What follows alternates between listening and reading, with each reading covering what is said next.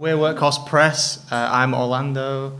And I'm Dominic. And together we're a risograph-based print design studio based in Edinburgh in Leith at Rhubarber Studios, if you know the place. Anything else, Dom? Oh, no.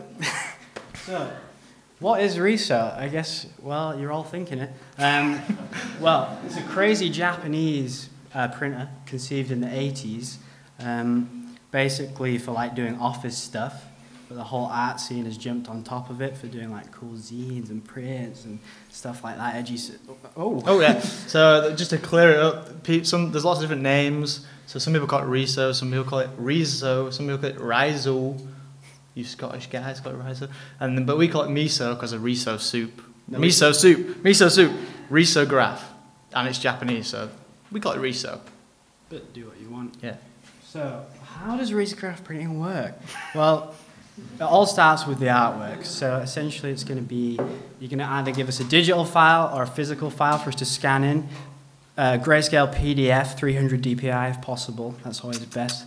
And then, so you've got your like negative. So you have your negative. You have your positive stencil, which then goes onto this, which is the drum that has assigned a colour. So in this case, red. Your artwork is then burnt onto this kind of weird banana paper. It is banana paper. Thermal master sheet, which kind of forms the stencil. Yeah. Colour. So sort of like a Pantone colour system. Like you're restricted to the certain colours that exist to print in. You can use like different densities, so there's like you can do like a 50% density, you can do some nice half tones, they're transparent so you can overlap them, and as you can see we've got black. And that's Dommy K, my boy, looking real good. So that's kind of how the final art would come out. So you've got your red layer, let that dry, and then you kind of process the blue layer and then print that and let that dry. So it's all kind of single pass work. But obviously you build up the colour for however long you want to do that for. Why risograph? It's cheap, it's fast, it's fun. Whoa! Juicy, vibrant colours, brackets Pantone, not CMYK. It's easy. The application is endless. It's punk rock and it's DIY. Come on, guys, get with the zeitgeist. So it's like super green way of printing, if printing is at all green. It's environment friendly. We use recycled papers when possible. The master unit paper stuff is made out of bananas. It's all soya based inks, and there's like if you've got any problems you can just ask like all these weird forums on the internet, so it's really cool. Every rose has its thorn, right? Well, the machine's really ugly, looks like a horrible... She's a bridezilla. She's a bridezilla. You can only do A3, you're going to really have to rush through this one. You've got a rustic sort of imperfections on the coverage of the ink. The registration's not always going to come out tip-top, and there's 100% breakdowns, lots of breakdowns. But we love it. We love it. So that's Dom, that's me. I'm kind of a graphics designs person. Dom's more of a drawer, illustrator. So we kind of met at college, we met at college and we're like, cool, let's do some Riso stuff. Sounds good. Yes. Okay, Genesis. This is how we started. We got when we were in third year at uni, we got our first Riso from a priest. So you've got Jesus Christ with some Riso gear. He's got a tube of red ink on, and one of my prints because he's a big fan. Follows me on Instagram. Yeah, we did actually get the first one from a priest though, like in Falkirk, and he was just like, "Here, have the Riso." So the early years, going back, so we're in our hallway. That's our hallway with a lame gradient over the top of it, and people would like say, "Oh, can we print stuff as well?" And we're like, "Yeah, you can if you want to come to our stinky hallway."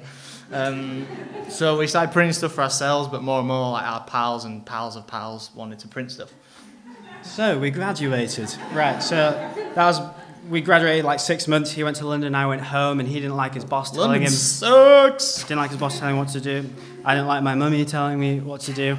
We all know how that feels, right? And then, so yeah, we were like, Workhorse, let's go. Let's just do it. Let's just do it again. To Edinburgh. So we got on the next train to Edinburgh, and we're like, where's the nearest studio? That's our empty studio. We're like, let's just do 2.0 Edinburgh Workhorse Press.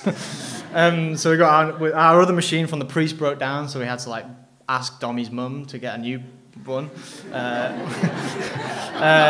to pay for the new one. Anyway, So that's not true. I don't want to give the wrong impression. We ain't feeding. Yeah. Right. So main thing is printing service. So we bring us your artwork. We're going to print it for you. We're going to help you, like, get it reso ready, get it really right. So we're printing for all kinds of things: cocktail bars, tickets, flyers, zines. Like, we do all Weddings. kinds of.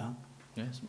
Oh yeah, but also like more and more people are saying, well, if we're going to print stuff with you, you might as well like design it too. So we kind of been working together using our graphicsy illustration vibes to kind of smash it all together in like a juicy ham sandwich, which is the design service, which is this. Yeah. Here's a little example for you. Creative Edinburgh. We've been working a bit with them recently. There's a pic of me drawing some stuff. Down there doing an exhibition in Creative Edinburgh. We've done some of their print promo too. Nice to design a project and then bring it to print. That's the ideal sort of formula for success, I guess, in our eyes. We've also we did a thing in Glasgow, the West End, at O Street, which was like beers and reso, which is kind of ideal. We got really drunk and did our first public speaking, which is probably a lot worse than this. So yeah, it's interesting to have the printer inform your design work and vice versa. Yeah, cool. The end. See ya. Cool. See ya.